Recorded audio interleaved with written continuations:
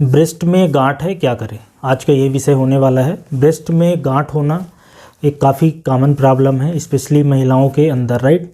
और मैं काफ़ी सारे ऐसे पेशेंट देखता हूँ जिनके ब्रेस्ट में गांठ है और वो इलाज करवाने और जांच करवाने काफ़ी देर से आती हैं। कई बार 2 महीने, कई बार 3 महीने, कुछ महिलाएं तो 1-1 साल तक नहीं आती। वो किस चीज़ का इंतज़ार करती रहती हैं पता नहीं, पर मैं एक चीज़ आपको कंफर्म कर दूं वीडियो के शुरुआत में ही कि ब्रेस्ट के अंदर जितनी भी तरह की गांठें आती हैं उसमें बहुत ही रेयर ऐसी गांठें होती हैं जो अपने आप से दब जाएंगी या सबसाइड हो जाएंगी या डिजॉल्व हो जाएंगी। ज़्यादातर गांठें या तो बनी रहती हैं और कुछ गांठें ऐसे होती हैं जो कैंसर होती हैं, कैंसर में तब्दील हो जाती हैं, राइट। और इस बात की ज़रूर नॉलेज होनी चाहिए कि ब्रेस्ट में जितनी भी तरह की गांठें होती हैं उसमें लगभग 15 से 20% ही कैंसर वाली होती हैं। तो ऐसा भी डरने की ज़रूरत नहीं है कि अगर किसी के ब्रेस्ट में गांठ हो गई है इसका मतलब है कि उनको कैंसर हो गया है। अभी जो ब्रेस्ट की प्रॉब्लम है वो महिलाओं में बढ़ती जा रही है।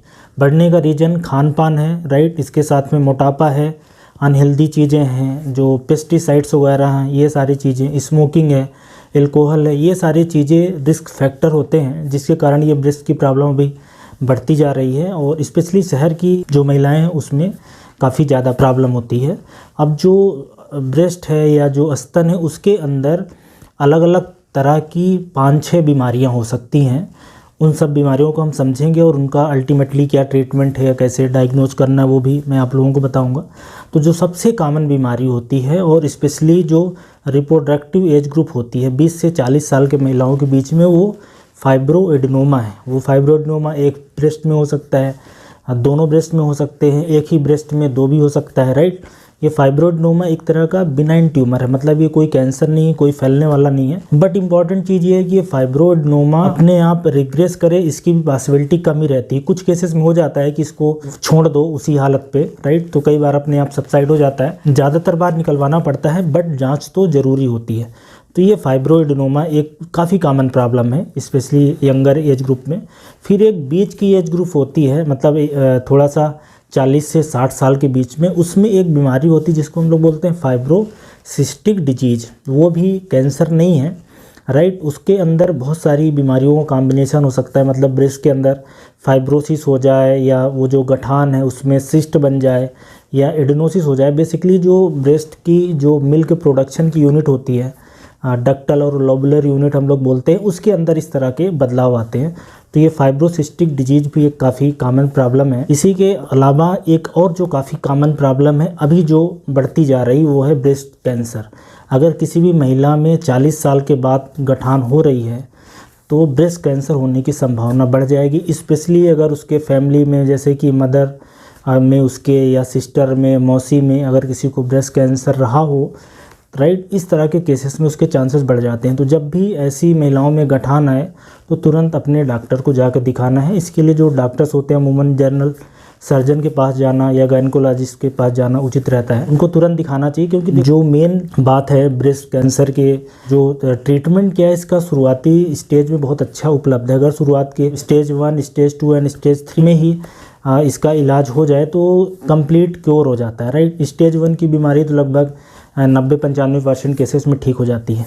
तो जल्दी से इलाज करवाना ही उचित रहता है। कैंसर पहचानने का एक तरीका है कि अगर किसी महिला के अंदर गठान हो रही है, जो तेज़ी से गठान बढ़ रही हो, गठान में दर्द नहीं हो रहा हो, या निप्पल में कुछ सिक्रीशन हो रहा हो, रेड कलर का हो रहा हो या किसी दूसरे कलर का भी हो सकता है, या निप्पल रिट्रैक्ट हो रहा है, या जो निप्पल है या पूरा ब्रेस्ट है उसी की साइज में बदलाव आ रहा है, या ब्रेस्ट के साथ में ही एक्जिला, जो बाजू में भी एक दूसरी गठान आ जाए, तो ये कुछ संकेत होते हैं। जो ऊपर की स्किन है उसमें गड्ढे से पड़ जाए, डिम्पलिंग वगैरह जिसको हम लोग बोलते हैं, अगर इस तरह के बदलाव हैं तो वो कैंसर की निशानी है।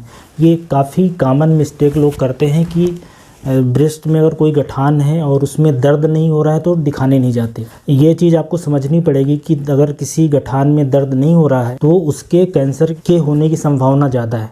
जो दर्द वाली गठान है फिर भी वो हो सकता है कि वो ठीक हो जाए, आसानी से ठीक हो जाए, लेकिन अगर दर्द नहीं हो रहा है स्पेशली शुरुआती के स्टेज में तो इसका मतलब है कि वो एक कैंसर हो सकता है। तो ये एक तीसरी कॉमन प्रॉब्लम है।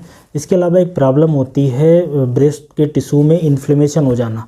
राइट। मेस्टाइटिस मतलब पूरे टिश्यू में इन्फ्लेमेशन हो जाता है, तो उसका भी इलाज है, एंटीबायोटिक्स वगैरह से ठीक हो सकता है। कुछ केसेस में ब्रेस्ट के अंदर एब्सेस बन जाता है, मतलब ब्रेस्ट के अंदर किसी इन्फेक्शन के कारण, बैक्टीरियल इन्फेक्शन के कारण वहाँ पे पस सेल का कलेक्शन हो गया, उस केसेस में फिर उसको ड्रेनेज करने की ज़रूरत पड़ती है। मोटे तौर पे ये 5-6 बीमारियां हैं जो ब्रेस्ट में होती हैं, और 1-2 रेयर बीमारियां हो सकती हैं, पर मोटे तौर पे यही बीमारियां हैं। ये बताने का मेरा मकसद ये है कि इन ज़्यादातर बीमारियों में जो चीज़ आपको समझनी ज़रूरी है कि हर बीमारी में डॉक्टर की सलाह सबसे पहले लेना है। जितनी जल्दी आप डॉक्टर के पास पहुंचेंगे उतनी जल्दी इलाज इसका हो पाएगा। कुछ इसके लिए जांचें करनी पड़ती हैं। एक जांच तो मेमोग्राफी है, जो कि एक तरह का एक्सरे है, जिसमें पता चल जाता है कि ये गठान किस टाइप की है। एग्जामिनेशन करके देखा जाता है, मतलब पालपेट करके गठान को, कि वो गठान कहाँ पे है, किस टाइप की है, कंसिस्टेंसी क्या है। जितनी गठान कठोर होती जाएगी, हार्ड पत्थर जैसी होती जाएगी, उसके कैंसर होने की संभावना ज़्यादा बढ़ती जाएगी। इसके अलावा सोनोग्राफी करके देख ली जाती है कि कितनी है, किस टाइप की है, अंदर उसके क्या चीज़ें हैं, ये सारी चीज़ें। और एक FNAC की जांच होती है, सुई की जांच करके उसमें से कुछ सेल्स निकाल के एग्जामिन कर लिया जाता है। तो ये कुछ जांचें हैं 3-4 तरह की। इससे बिल्कुल कंफर्म हो जाता है कि ये किस टाइप की प्रॉब्लम है, उस हिसाब से फिर इलाज हो जाता है। तो अगर किसी भी महिला को अगर ऐसा लगता है कि उनके ब्रेस्ट में गठान है या लग रही है, एक और इम्पॉर्टेंट चीज़ आपको समझना है कि हर महिला को 25-30 साल के बाद अपने ब्रेस्ट का सेल्फ एग्जामिनेशन करना चाहिए। मतलब सेल्फ एग्जामिनेशन की टेक्निक है, मैंने भी एक वीडियो बनाया था, उसको आप देख सकते हैं कि कैसे दोनों ब्रेस्ट को पालपेट करना है मिरर के सामने खड़े होके। उससे कहीं पे भी गठान अगर है तो उसको आइडेंटिफाई करना है। तो अगर किसी को इस तरीके की प्रॉब्लम हो रही है तो उसको तुरंत इमीडिएटली जाना चाहिए। इंतज़ार करने की इसमें कोई ज़रूरत नहीं है, क्योंकि जैसा कि मैंने बताया बहुत ही रेयर चांस होगा कि ब्रेस्ट में आपके कोई गठान है और वो अपने से ठीक हो जाए।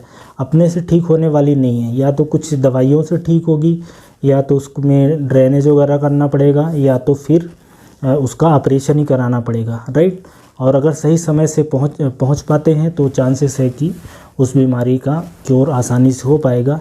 स्पेशली ऐसे लोग ज़रूर और ध्यान देने की ज़रूरत है जिनकी उम्र ज़्यादा हो रही है, पहले उनकी मतलब मदर में या उनकी सिस्टर में या मौसी में किसी को कैंसर हो चुका है, या रेडिएशन एक्सपोजर की हिस्ट्री है, या दूसरे तरफ ब्रेस्ट में ही कैंसर होने की हिस्ट्री थी, या कहीं और कैंसर होने की हिस्ट्री है, राइट। इस तरह के अगर रिस्क फैक्टर हैं, एस्ट्रोजन एक्सपोजर लेने की हिस्ट्री है, ऐसे महिलाओं को और ज़्यादा सतर्क होने चाहिए, राइट। तो ये बेसिकली एक टॉपिक था जो ब्रेस्ट में अगर कोई मास है, कोई गठान हो तो कैसे डील करना है, आपको क्या करना है। मुझे लगता है कि ये वीडियो देखने के बाद गाइडेंस मिलेगा।